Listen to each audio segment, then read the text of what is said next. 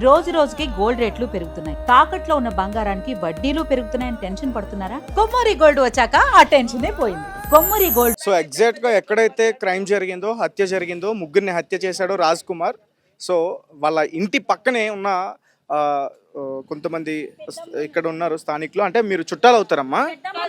Okay. యారంలో ఇద్దరము, మా మరిది చిన్నత కోడలు, చిన్నత మనం చనిపోయిన ఆమెనా? చిన్న మా అత్తమ్మ, మా యారాలు, మా పిల్ల. అందరూ మీ పాలోళ్ళే? మేము రిలేషన్ అన్నదమ్ముల ఓకే, అన్నదమ్ములు బిడ్డలా? ఇప్పుడు అన్నదమ్ముల కోడళ్ళం. ఓకే. ఇప్పుడు నేను పెద్దయిన కోడల్ని, ఆమె చిన్న కోడలు. Okay, right. ఏంటమ్మా అసలు ఏం జరిగింది? అంత క్రూరంగా చంపడానికి కారణం ఏంటి అసలు? తెలియదు అని చెప్తున్నా. నేను 24 గంటలు అక్కడనే ఉంటాం. మీలాగా డ్యూటీ నాది అక్కడ.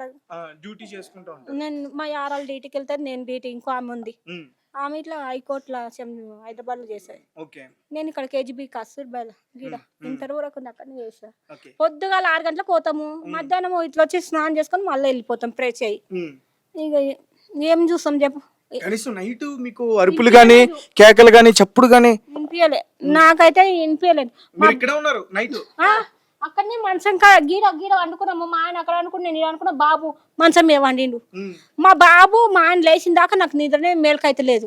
మా ఆయన వచ్చి లేపిండు నన్ను. ఇట్లా లక్ష్మిని కోసేసిపోయిర్రు లేవమ్మని ఇట్లా అంటే ఇట్లా పడి ఇట్లా ఉరుకుతుంటే ఆడ పోలీసులు అడ్డుకున్నారు. బెల్ట్ 2:30 అర్ధరాత్రి 2:30. ఓ, ఆ టైం కి పోలీసులు వచ్చేసారు? ఓకే. చూసారా మీరు? చూసారా? ఓకే. ఇడికి తెచ్చినాక చూసిన నేను. ఓకే. అర్ధరాత్రి 2:30 ఆ టైం కి 3 గంటలకు అట్లా వేసి టాక్టర్. ఓకే. అయితే అమ్మాయిని ఇక్కడ నుంచి తీసుకెళ్ళాడు కదా? పోలీస్ స్టేషన్ ఇచ్చినాం కదా సార్, అందులో తీసుకెళ్లేదు. ఇచ్చినాం కదా, కెమెరా చూడలేదా మీరు? రికార్డ్ అవుతుంది బయటకు వచ్చి. రికార్డ్ ఇచ్చినాం. తీసుకెళ్ళాడు? కార్ లో తీసుకెళ్ళిపోయాడా? నేను చూడండి ఏం చెప్పు. నార్మల్ గా అడుగుతున్నానమ్మా. ఎంత ఓకే. ఓహో, అయితే అతను వచ్చింది ఇలా కాదు అట్లా ఎంతకెళ్ళి ఇట్లా అయితే నాకు కిటికీలకెళ్ళి కనిపిస్తారు. ఎవరైనా చూస్తారు ఎవరు వస్తున్నారు ఏంటి అనేది. ఇట్లా ఇగో అక్కకు పాప ఏడ్చింది వినిపించింది అంట. పెద్ద పాప ఏడ్చేది. పెద్ద పాప మాటలు రావు, ఏడ్స్తది.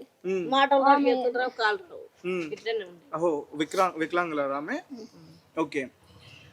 ఏం చేస్తాం, ముగ్గురిని చూసుకుంటా కల్లా పోతా టెన్షన్ కదా నీకైనా. ఈ పిల్లగాడు చచ్చిపోయి 15 రోజులు ఇట్లా అవుతలేదు. తంబాని కాలంలో వాడి డైరెక్ట్ చూస్తుంది. అదే ఉరుకులాడినాం, ఎవ్వరు లేవలేదు. అల్వేలా ఈ గలీలో మన్ను పోయ్యా ఎవ్వరు లేస్తలేరు ఇట్లా అన్న మాట. ఈ మాట అన్న నేను మొత్తుకుంటే గంట సప్పుడు అవుతుంది, ఒక్క పిల్ల లేవలేదు.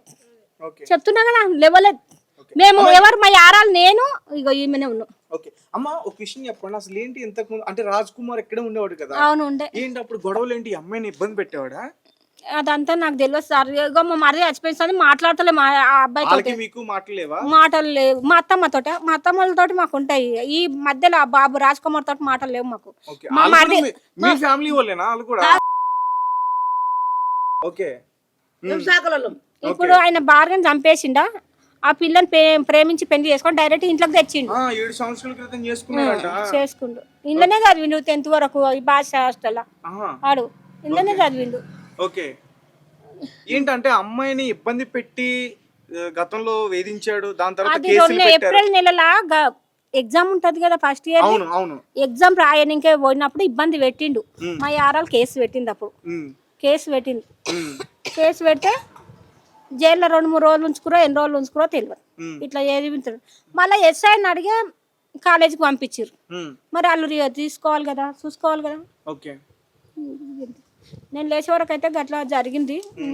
గిరికి వచ్చినాక చూస్తే ఇక అక్కని పట్టుకొని ఏడ్చినాం. చూడలేము అక్క అని ఏడ్చినట్టు. పోలీసు వాళ్ళు ఎట్లా పట్టిరు అక్క చెప్పు.